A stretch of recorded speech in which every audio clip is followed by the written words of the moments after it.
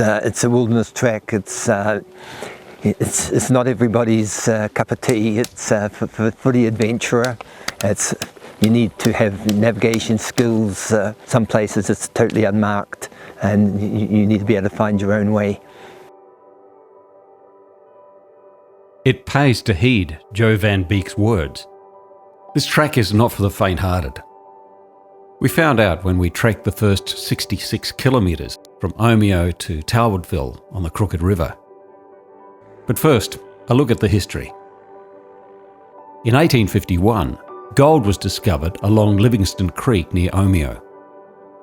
It's the Oriental claims, just outside of town. Protected as an historic area, it was named after the Oriental Company, which mined the area from 1876 to 1904. Impressive cliffs gives testimony to how numerous miners transformed this area. During the main years of operation, around 58,000 ounces of alluvial gold was extracted from here. Today, this once frantic hive of mining activity is a peaceful reserve. Nature is slowly coming back.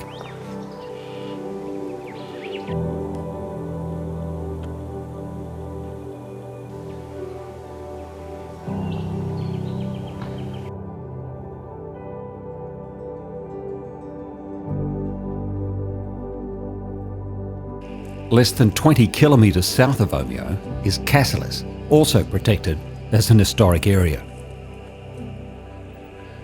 Alluvial gold was discovered in a number of creeks around here during the 1850s. In 1885, after gold-bearing quartz reefs were discovered at Long Gully, the mining field took off. By 1889, there was a battery in operation and a cyanide plant was constructed at the King Cassilis mine in about 1896. Walking through the reserve is a stroll back into history, with many relics from the mining years strewn across the area.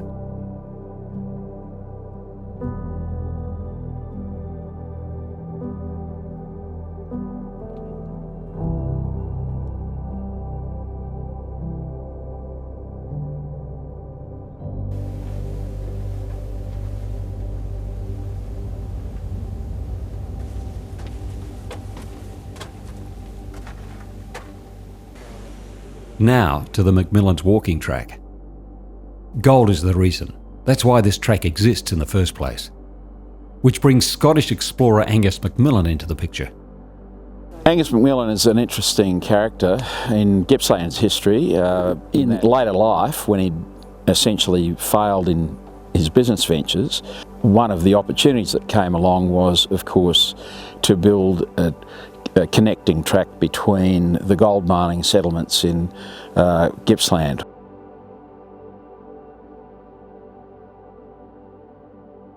That was in 1864. Then in the 1980s, the small Ben Cruachan Walking Club started to resurrect the forgotten McMillan's track.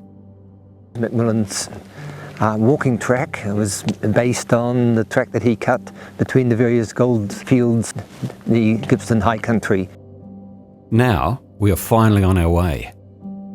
We stroll past the peaceful headwaters of the Victoria River to Black Sally.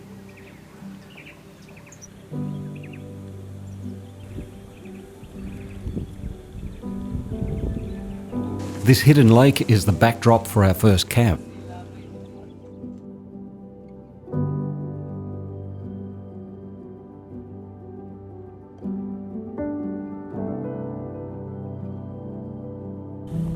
The relatively pleasant walking continues the next day until we hit the Mayford track. And then things change. This now closed track is littered with logs to deny four-wheel drivers access to the track. There is no path to follow. We walk where we find it easiest.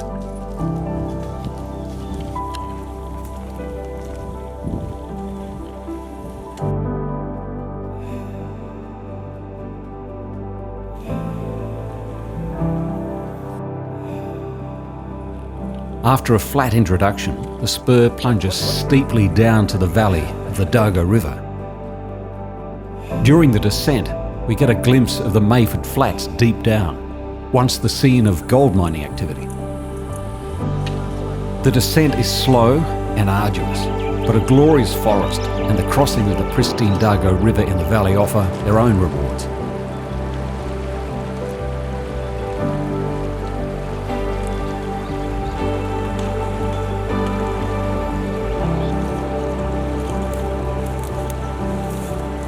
The relief is short-lived though. A climb of more than 800 vertical metres up Treasure Spur now tests our fitness and our mettle. The route is overgrown and markers are, at best, sporadic.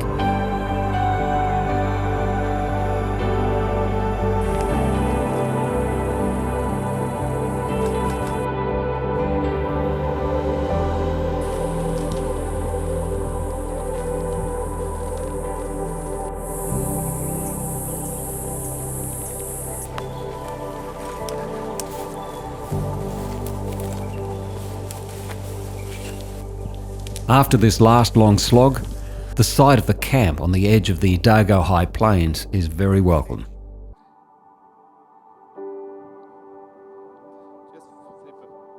Early risers are rewarded the next morning as nature puts on a magnificent show. The valley of the Dargo River deep below is covered in a blanket of fog.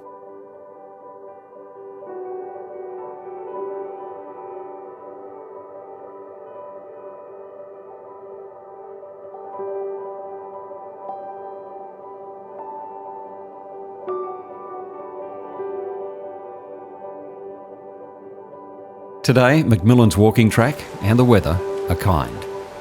Wildflowers bloom along the vehicle track. Walking in this cool morning air is easy.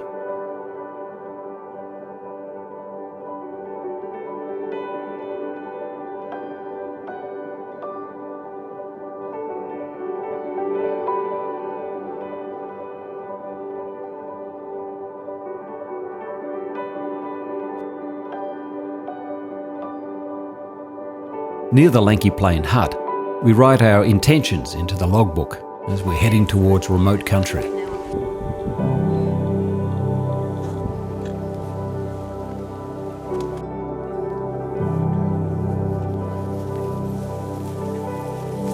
Then the grass tussocks and snow gums of the Gow Plain offer a stark contrast to the steep and rugged landscape of the day before.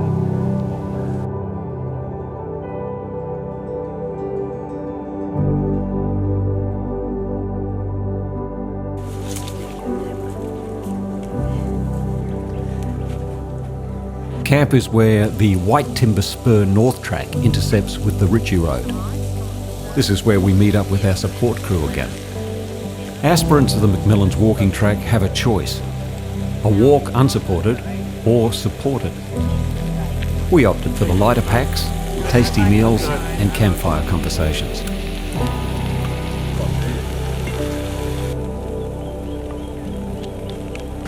The White Timber Spur South Track, after a bushfire and not without obstacles, leads us into the wilderness.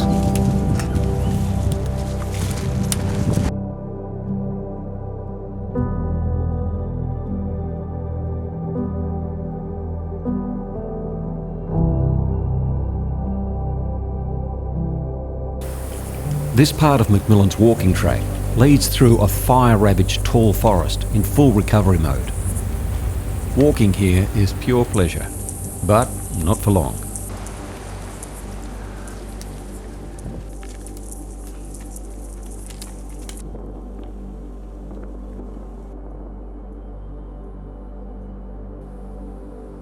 The easy part ends on top of a narrow knoll high above 25 Mile Creek with the end of the vehicle track.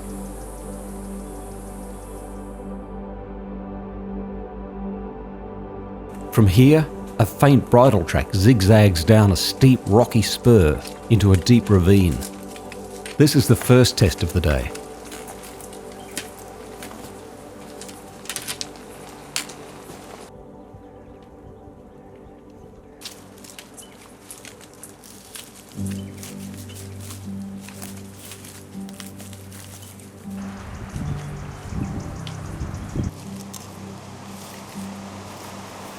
Deep down, where the 25-mile creek and the 30-mile creek meet to form the Crooked River, we enter gold country once more.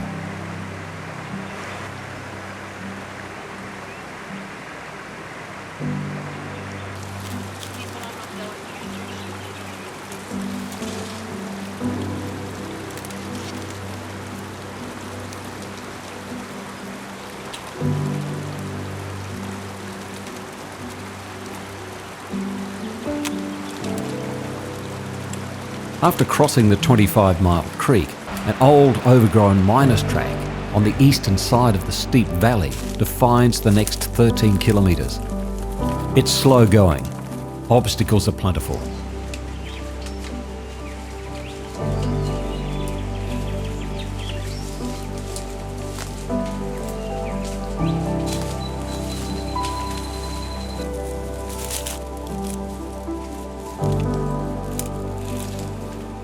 Despite the obvious beauty of this remote river valley, this section becomes a mental and physical challenge for all of us, and we have to dig deep. After almost 12 hours of walking, just before nightfall, we arrive at the camp.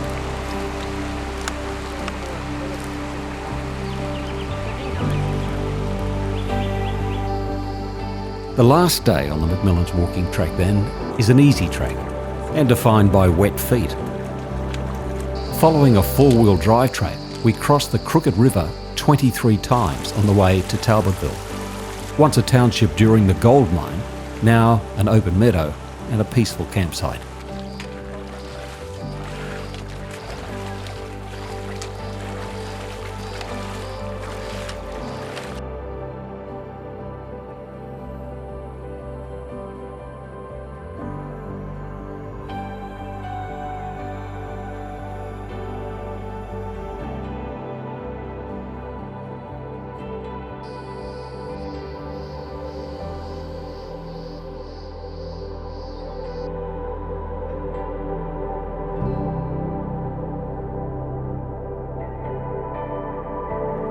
There is a change of pace, and no wet shoes today.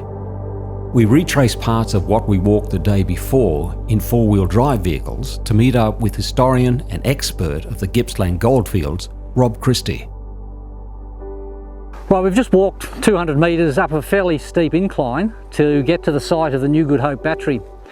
The battery is part of a huge mining complex which was created in the 1860s, most of it which is on the other side of the Spur. The original mine was worked from 4 tunnels. They were very rich, they produced a lot of gold, but by the 1890s the gold was running out, and they decided that they would drive a tunnel from the opposite side of the Spur into and under the existing tunnels. And that's why this steam engine and battery is here today. For us, the walking journey ends at the Crooked River goldfield. From here, the McMillans Walking Track continues to the next goldfield and heads again into challenging, remote and partly untracked country. Yeah, I became very fond of this country and yeah, I've championed the track for the last 3 or 4 years. The Ben Cruachan Walking Club has produced a guidebook for this adventurous long-distance walk, and it is essential reading for anyone planning to tackle the McMillans Walking Track.